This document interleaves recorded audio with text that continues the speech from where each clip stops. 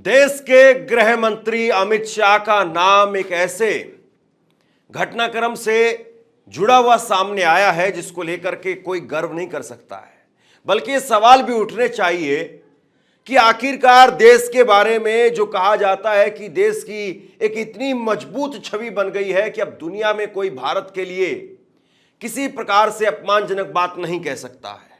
तो ऐसे में कैसे ये आरोप लगा दिए गए कनाडा की तरफ से कि अमित शाह सिख अलगाववादियों की हत्या के पीछे है।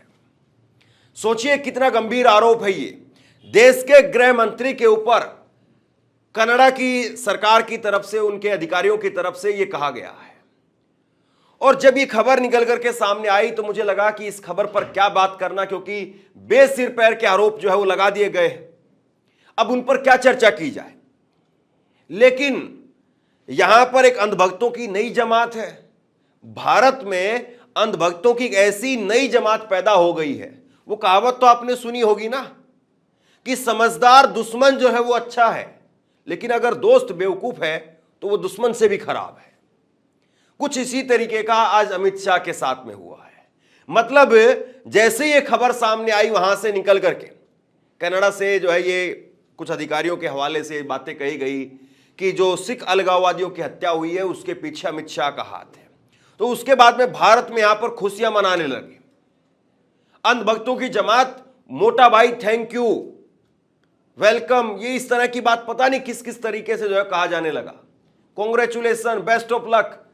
मतलब आपके गृह मंत्री के ऊपर इतने सनसनीखेज आरोप लगे हैं और उस पर ये बेतुकी आईटी सेल के जरिए किस तरह का माहौल बनाया जा रहा है, ये किस तरह के लोग बना दिए गए हैं। और सवाल इस बात का भी है कि प्रधानमंत्री नरेंद्र मोदी क्या वाकई अब इसमें दखल देंगे, क्योंकि ये अब एक तरीके से नेक्स्ट लेवल की चीज हो गई है। कल को सोचिए कि अगर नरेंद्र मोदी जी का नाम इसमें आ गया तो फिर हमारे पास में बचाव करने के लिए फिर कौन होगा, क्योंकि अब तो यह है कि सरकार की नंबर 2 की हैसियत रखने वाले अमित शाह जी का नाम आया है और उनको डिफेंड कर सकते हैं, उनका बचाव कर सकते हैं नरेंद्र मोदी। लेकिन अगर कल को नरेंद्र मोदी का नाम उठा करके ले दिया, ये कोई छोटी बात नहीं हुई है। ऐसी कोई भारत के बारे में पाकिस्तान तक की भी हिम्मत नहीं हुई है कि पाकिस्तान भी हम पर यह आरोप लगा पाए कि हम जो है उसके यहां पर ऐसा कुछ गलत काम करवा रहे हैं। मतलब अधिकारियों के लेवल पर ये चीजें हो जाती थी, लेकिन डायरेक्ट गृह मंत्री का नाम लेकर के हमारी यहाँ की एजेंसियां दूसरे मुल्कों में कुछ काम करती हैं, दूसरे मुल्कों की कुछ एजेंसियां और दूसरे मुल्कों में कुछ काम करती है और दूसरे मुल्कों की एजेंसियां कुछ काम करती है। ये एजेंसियों का जो काम होता है वो इसी तरीके का काम होता है। जैसे हम लोग गाड़ी लेकर के सड़क पर निकलते हैं पार्सल देने के लिए, तो कई बार सड़क पर स्क्रैच लगते हैं, कई बार सड़क पर एक्सीडेंट होते हैं, वो हमारे काम का हिस्सा है। जो आदमी डिलीवरी बॉय का काम करेगा तो जाहिर सी बात है वो खतरा रहता है कि वो कहीं ना कहीं ट्रैफिक में कहीं चपेट में भी आ सकता है। बस उसी तरीके का काम एजेंसियों का होता है। लेकिन एजेंसियों का कोई काम हो, मान लीजिए कि कोई डिलीवरी बॉय के उससे कुछ हादसा हुआ है और उसको लेकर के आप पूरी कंपनी को ही जो है वो ठप करने की तरफ चल पड़े या पूरी कंपनी को ही जो है उसके लिए जिम्मेदार ठहरा दे, तो फिर सवाल खड़े होते हैं। इशारों में थोड़ा सा समझिए इस बात को, क्योंकि खबर ऐसी है, इस खबर पर बहुत कुछ खुल करके नहीं कहा जा सकता। लेकिन ये पहली बार ऐसा हुआ है कि गृह मंत्री का, मुझे याद नहीं आता है इससे पहले अगर हुआ हो, अगर मुझे मेरे ध्यान में ना हो तो उसके लिए मैं माफी चाहूंगा, लेकिन पहली बार हाल के सालों में पहली बार मैंने ऐसा देखा है कि गृह मंत्री का नाम हत्या से जुड़े हुए केस के अंदर लिया गया है, और वो भी किसी नेता ने नहीं या किसी विपक्ष के व्यक्ति ने नहीं या देश के अंदर का कोई मामला नहीं, विदेश का मामला, और विदेश में अंतर्राष्ट्रीय स्तर पर इस तरह की बात कही जाए। कनाडा का आरोप, सिख अलगाववादियों को निशाना बनाने की साजिश में अमित शाह शामिल हैं। कनाडा सरकार ने भारत के केंद्रीय गृह मंत्री अमित शाह पर आरोप लगाया है कि कनाडा में सिख अलगाववादियों को निशाना बनाने की साजिशों के पीछे है अमित शाह हैं। और हालांकि भारत सरकार ने इन आरोपों को आधारहीन बताते हुए सिरे से खारिज कर दिया। मामले में कनाडा के उप विदेश मंत्री डेविड मॉरिसन ने एक संसदीय पैनल के सामने गवाही देते हुए बताया कि उन्होंने वॉशिंगटन पोस्ट के एक पत्रकार से बातचीत में इसकी पुष्टि की थी कि शाह इस अभियान में शामिल थे। मॉरिसन ने कहा कि पत्रकार ने मुझसे पूछा था कि क्या वह व्यक्ति अमित शाह है, और मैंने पुष्टि की कि वह वही व्यक्ति है। हालांकि मॉरिसन ने इस बात के समर्थन में कोई ठोस सबूत पेश नहीं किया। अब जरा मामले को तफसील से समझिए। मामला केवल इतना भर नहीं है कि कनाडा के अधिकारियों ने अमित शाह पर आरोप लगा दिए। मामला यह भी है कि जो एक तरीके से गोपनीय दस्तावेज होते हैं या दो देशों के बीच की जो संवेदनशील जानकारी होती है, उसको भी अमेरिका के किसी दूसरे पत्रकार के साथ में कनाडा ने साझा कर दिया। मतलब दो देशों के बीच के कोई संबंध होते हैं, कभी अच्छे भी होते हैं, कभी खराब भी होते हैं, टकराव भी होता है, फिर अच्छे हो जाते हैं।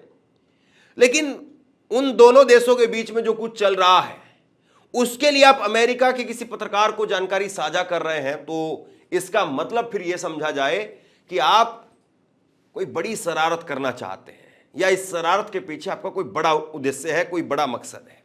अब देखिए जरा क्या होने लगा भारत के अंदर।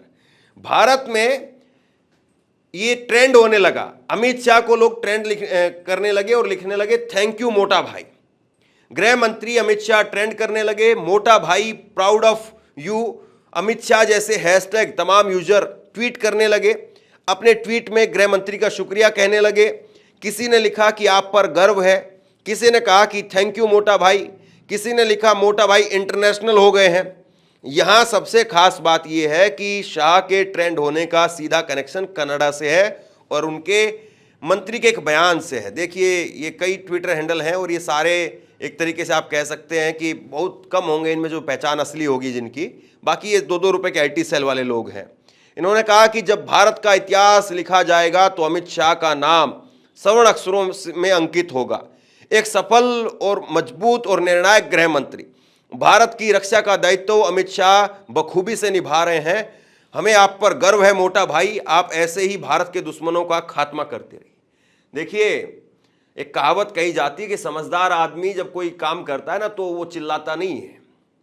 मतलब आप जो है वो चिल्ला चिल्ला करके अपने ही गृह मंत्री का नाम बदनाम कर रहे हैं। हम कभी ऐसे नहीं रहे हैं कि हमारा नाम दुनिया भर के किसी भी मंच पर अवसरवादी के तौर पर लिया जाए। हम कभी ऐसे नहीं रहे। भारत का नाम हमेशा से एक गरिमा के साथ में लिया जाता है। यह कहा जाता है कि भारत एक ऐसा मुल्क है दुनिया में जो हमेशा विश्व में शांति भाईचारे की बात करता है, जो ना किसी को छेड़ता है और अगर कोई उसको छेड़ता है तो उसको छोड़ता नहीं है। यह भारत की एक पहचान रही है। लेकिन आप भारत की पहचान क्या बना रहे हैं? आप भारत की पहचान बना रहे हैं थैंक यू मोटा भाई। मतलब अगर ऐसे दोस्त हो जाए तो दुश्मनों की भला किसको जरूरत है? ये मोटा भाई जो कहने वाले लोग हैं, थैंक यू मोटा भाई वाले जो लोग हैं, ऐसे अगर आपके दोस्त हैं तो आपको दुश्मनों की जरूरत नहीं है। दूसरी बड़ी बात यह है कि मोदी का जो सबसे बड़ा एक तमगा है, चलिए हम छोड़ देते हैं इन 2 रुपए के IT सेल वाले लोगों को थोड़ी देर के लिए कि ये कुछ नहीं है, इन पर चर्चा करना बेकार है। अब चर्चा इस बात पर भी हो, थोड़ी सी अगर गंभीर बात की जाए इसमें, कि देश के प्रधानमंत्री नरेंद्र मोदी, उनका सबसे बड़ा तमगा यह है कि हमने दुनिया भर में देश की साख को मजबूत कर दिया। हमने देश को ऐसा बना दिया है कि अब देश के खिलाफ कोई नहीं बोल सकता है, देश को लेकर के बुरा भला कोई नहीं बोल सकता है। देश में इस तरह का माहौल हमने देश को लेकर के बनाया है दुनिया भर में कि अब कोई भी मुल्क वो भारत के लिए ना छोटी बात कहता है, और बड़े बड़े मुल्कों के जो प्रमुख हैं वो भारत के प्रधानमंत्री से पूछ करके काम करते हैं। इस तरह की जो कहानियां हैं वो गढ़ी गई हैं खूब। आप बताइए अब गृह मंत्री के बारे में जो बात कही जा रही है, क्या भारत की सरकार कूटनीतिक तरीके से इसका कोई जवाब देगी? क्या भारत के विदेश मंत्री इस पर कोई जवाब देंगे? उनको भी जेम्स बॉन्ड के तरीके से पेश किया जाता है कि जेम्स बॉन्ड है वो भारत के। ये बात सही है कि इसी अक्टूबर के महीने में दोनों देशों के बीच में संबंध बिगड़े और उसके बाद में हमने देखा कि किस तरीके से राजदूतों को बुलाया गया। फैसला जो है वो एकदम से अचानक से आया कि रात 12 बजे तक जो है आपको देश छोड़ करके निकल जाना है। ये जो संबंध खराब हो रहे हैं इसके पीछे वजह क्या है?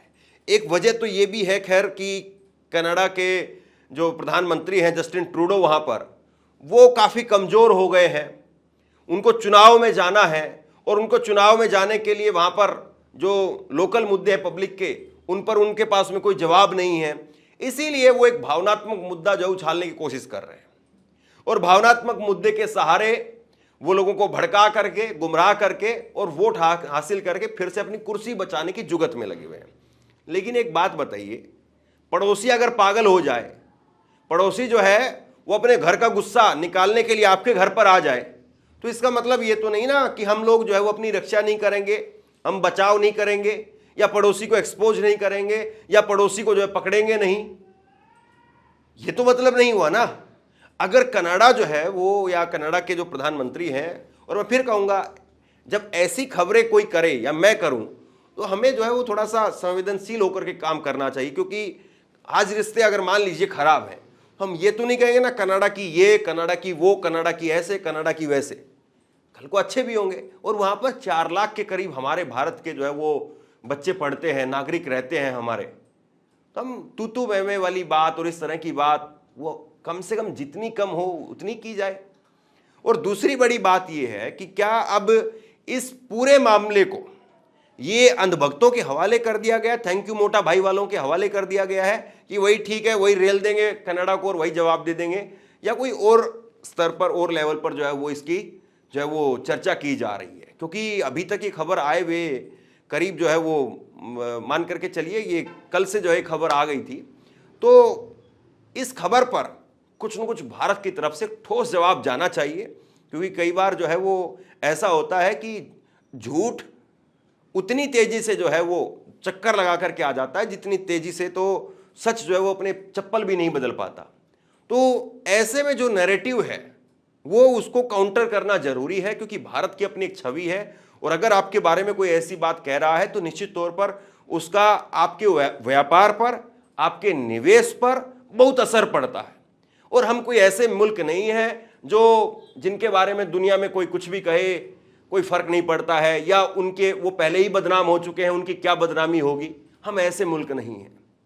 तो बहरहाल अब देखना यही है कि अमित शाह पर जब ये आरोप लगे हैं तो प्रधानमंत्री नरेंद्र मोदी इस पर क्या जवाब देते हैं। हालांकि राजनीतिक तौर पर इसको लेकर के बहुत अलग अलग तरीके की बात कही जा रही है, लेकिन मुझे लगता है कि ऐसे मामलों में थोड़ा सा बच करके जो है बयानबाजी करनी चाहिए। शेयर कीजिए इस खबर को, और आप क्या सोचते हैं नीचे कमेंट बॉक्स में लिख करके जरूर बताइए। इसी वीडियो और इसी तरह की तमाम खबरों के लिए ऑनलाइन न्यूज़ इंडिया को सब्सक्राइब कीजिए। आपका बहुत बहुत धन्यवाद।